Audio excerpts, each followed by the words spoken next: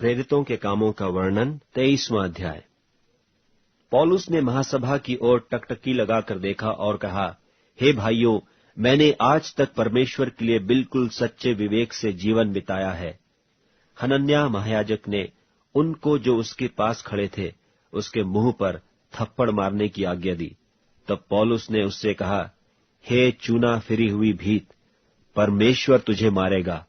तू व्यवस्था के अनुसार मेरा न्याय करने को बैठा है, और फिर क्या व्यवस्था के विरुद्ध मुझे मारने की आज्ञा देता है?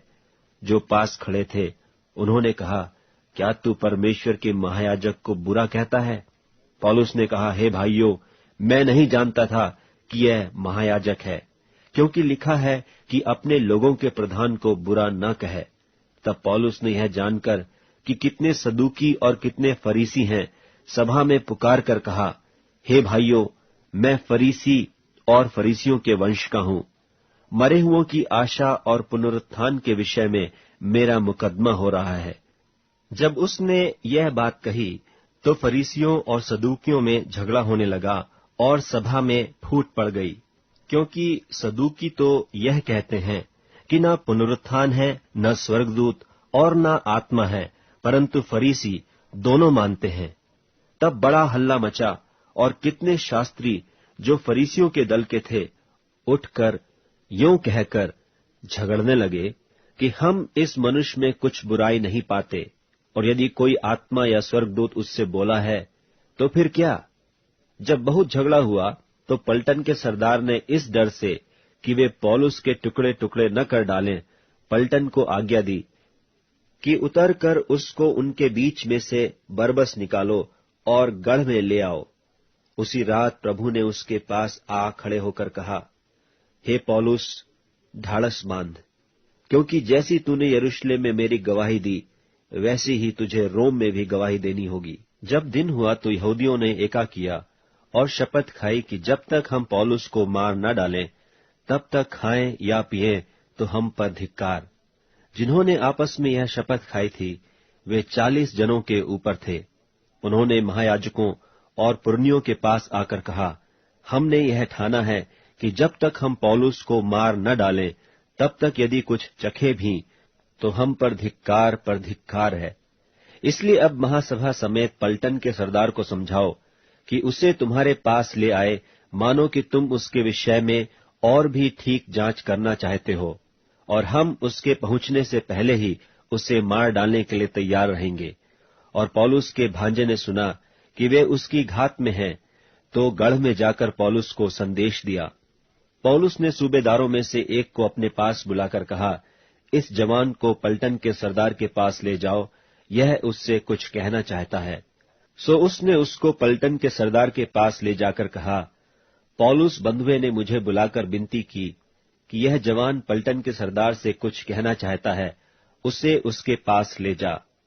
पलटन के सरदार ने उसका हाथ पकड़कर और अलग ले जाकर पूछा, मुझसे क्या कहना चाहता है?